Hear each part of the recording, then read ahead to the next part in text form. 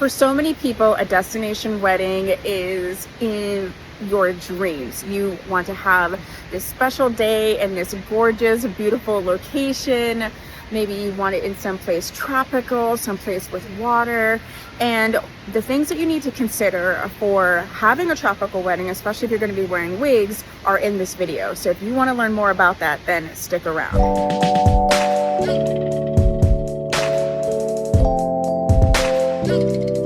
Hi, I'm Tia, owner and operator of Tia Maria Wigs, and I'm here at the lovely Gaylord Hotel in Nashville. It's basically indoor-outdoor situation, and it really made me think about having a destination wedding and what you want to consider if you are a wig wearer doing this or if you're planning to wear a wig for your special day. So we're going to talk about all the different things that you're going to need to think about, consider all those types of things. The first thing that you're going to want to consider in terms of the wig and preparing a wig when you're doing a destination wedding is the weight of the fiber. So the actual physical weight, how much it weighs, how thick it is, the density, all of those things. In general, if you get a lightweight, lower density synthetic, that's going to be your best bet. Human hair wigs tend to retain heat a little bit more. They're also human hair. So at the end of the day, if you're going to go to a situation where maybe the climate is a little unpredictable, maybe it's more humid, human hair is human hair and it's going to react like human hair does in those types of environments. So if you're trying to avoid and limit all that in general, going with a lightweight, light density synthetic fiber is your best bet. No matter if it's humid, raining, what have you, your wig is going to stay intact, your look is going to stay intact, and that's one huge thing off your list to worry about, especially if you're doing a destination wedding. You could also go human hair blend where you can get the best of both worlds, but in general, I would make sure that it is a lower density style and that also the cap is a breathable cap and will give you all the benefits of looking great, but also feeling great with your wig on as well. Like I mentioned, one of the things to consider if you're going to be wearing wigs for your destination wedding is to consider the weather, the heat, and the humidity. Cap construction is going to be very, very important when you are choosing a wig for your special day that is in a warmer climate. So you're going to want something that has open wefts, maybe even a monofilament. You might want to avoid sort of basic cap or what they consider full cap wigs. They do have wigs that have like a mesh cap, which can help a lot with absorbing any sweat, UV rays, things like that. You might also want to consider getting headliners. And basically they go inside between your head and the wig, and they do make a difference. I have a video that I will link where I'm talking all about these headliners. I did a sort of wear test. I was outside in the humidity. It was like 90 something degrees. I had a long wig on. I was out at like a festival, a jazz festival, and I could not really tell at all. So that is something you're going to want to make sure that you pack in your little wig go bag and that you have available. So I'm going to talk about the elephant in the room, so to speak. One of the biggest things about wearing a wig at all, but especially for your special day, is the security and making sure that it's going to stay on and stay put. If you are wearing a wig, period, but especially if you're doing a destination wedding, there are so many ways to keep your wig in place. They have sort of like, the wig tape is like a, sort of like a two-sided tape, so you can kind of put it just like where it's needed. I also saw on my website, it's called Lace Silk. It's from Wig Guru, and this is a waterproof, sweat-proof type of product that will really glue it down. So if you're really, really concerned, that is something that you can use, and it's easily removable as well. The other thing that people don't realize is that if you use any type of accessory, you want to use like a little sparkly hair clips like all down the side, hairpins, any of those things will actually help your wig stay on more.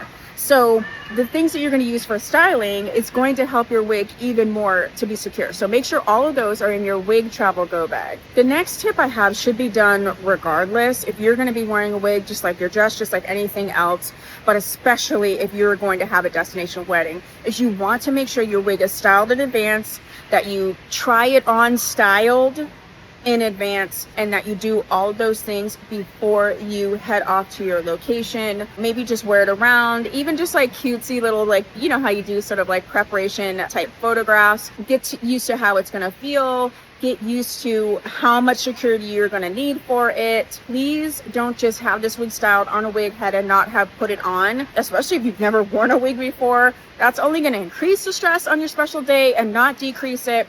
And especially if you are doing some type of destination wedding, you may not really have anybody else there that can help you. So ask any questions you need to ask, take little notes, get your tips. Again, I'm gonna have a whole video on the wedding go bag, whether it's destination or not. So watch that video. But yes, please, wigs can help your special day so much, but do try it on first, do test it out first. And that is the next little destination wedding wig tip. Okay, so you might be thinking to yourself, great, I have my wig, I have my little accessories, I have my security, I have my wig glue, okay, but what's the wig going to travel in for this travel destination wedding? We have got you covered. I have the perfect wig traveling case from Renee Paris on my website, tmwigs.com.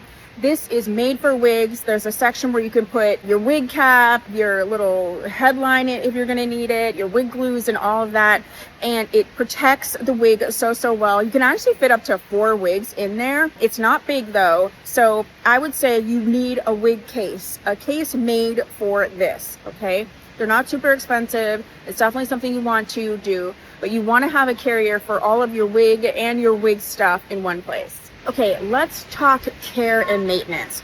So once you're there, you don't need a ton of them, but there's going to be a couple of products that you want to have. Along with the wig carrying case, you're going to want a travel wig stand.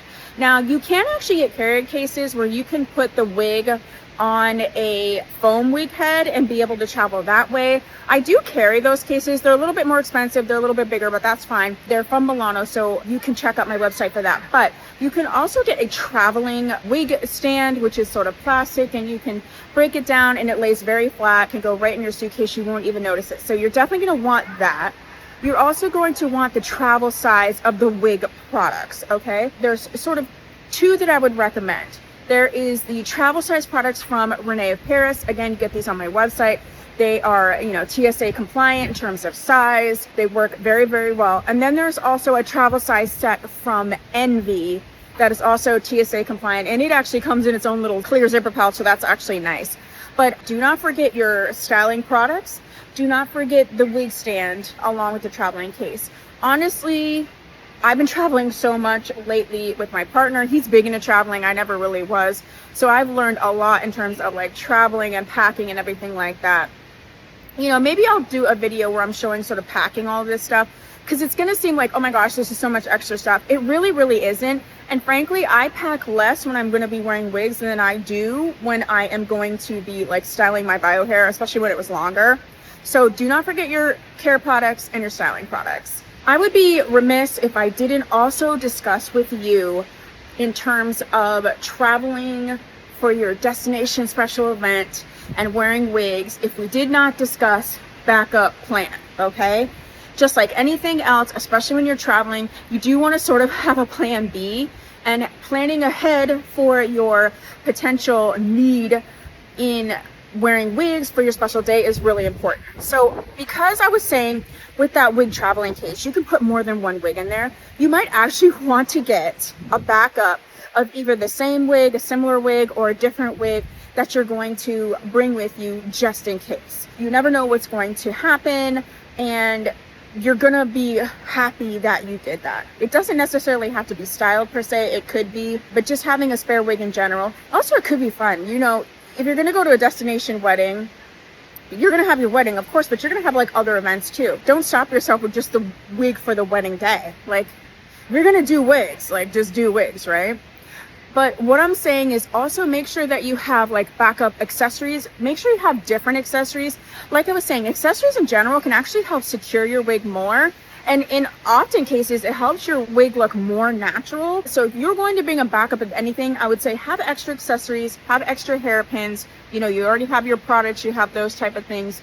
But think about ahead of time what potentially could go wrong. Maybe you have your hairpin, but it breaks, things like that. You would be doing this if you were going to do your bio hair anyway, but I don't want you to forget, just because you're wearing wigs, to do this part as well. And last but not least, probably before, it's not even last but not least, it's first but not least, is that you're going to want to seek professional help, whether that's a professional stylist, a wig coach, and a wig retailer like myself.